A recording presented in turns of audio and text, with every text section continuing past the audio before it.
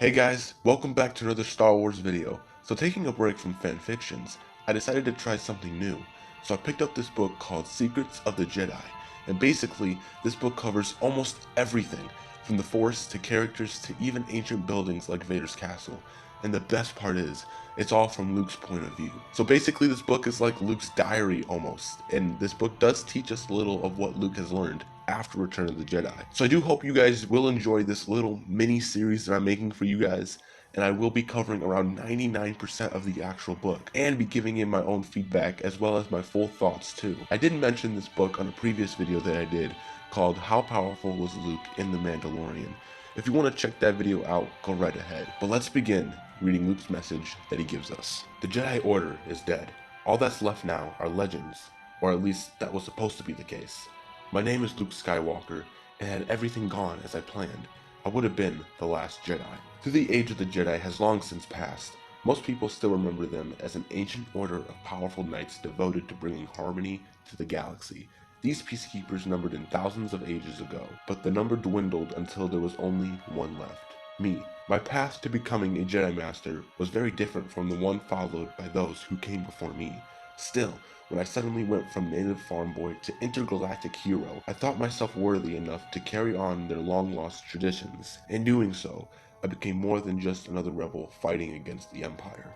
I became a legend myself. I even believed in my own legend for a time. I thought my triumphs were the sign of a new beginning for the Jedi Order, that I could build a powerful new force of light from the ashes of the Dark Empire. I almost succeeded in doing so. Legends don't always tell the whole story. The heroes at their center aren't always the shining beacons of light we so desperately want them to be. They have flaws and failures. At the time, my failures were almost more than I could bear. Instead of blaming myself for them, I blamed the Jedi.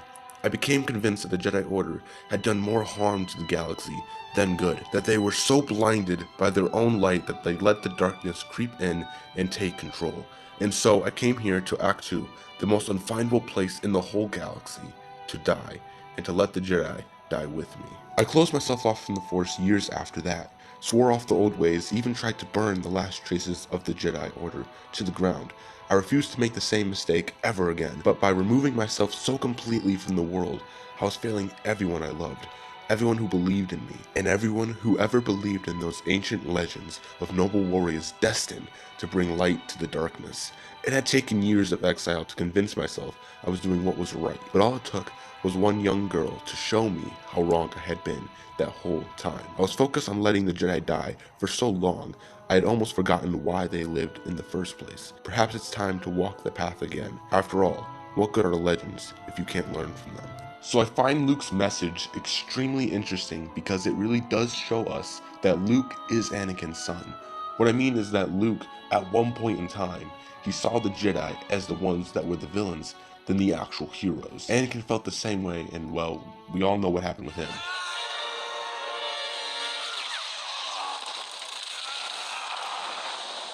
Luke thought the Jedi did more harm to the galaxy than good, that they were the ones blinded by their Jedi ways, and that they didn't see the actual darkness that was in front of them this whole time. Anakin did the same.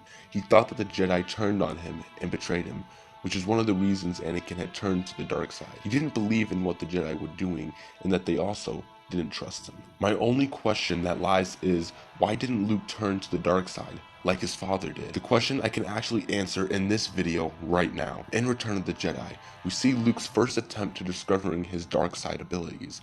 He gets so aggressive and uses his anger to then destroy his father's robotic hand. Then he starts realizing what he was doing and what he was turning himself into. Then ends up preventing himself from going any deeper into the dark side than he already had. This, well, gift/ability that Luke carries is pretty powerful and can be used in many situations. For example, in The Last Jedi, Luke goes to destroy Ben when realizing what he was doing was completely wrong, but by then it was too late. Now, unlike Luke, Anakin never carried this ability, probably because of the time period they were both from. Anakin was a slave boy and was put out to be the chosen one, but always excelling more at his skill than anyone else could.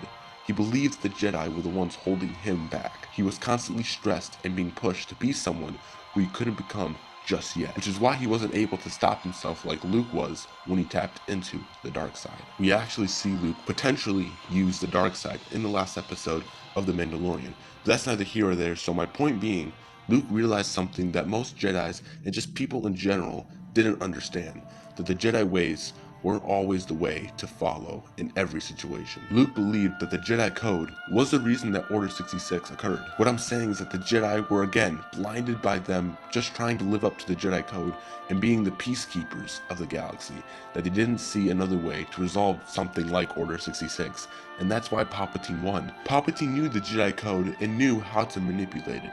He knew how to get the Jedis to go insane about trying to keep the peace when they were having to do all these things that they didn't want to do. This is what pushed Mace Windu. He had enough of the Chancellor's mind games and unreasoning ways.